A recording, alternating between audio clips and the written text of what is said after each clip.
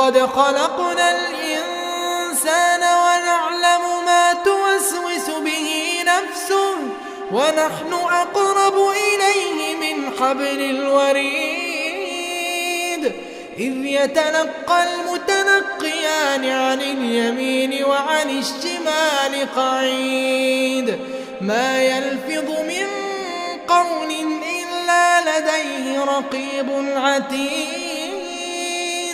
وجاءت سكرة الموت بالحق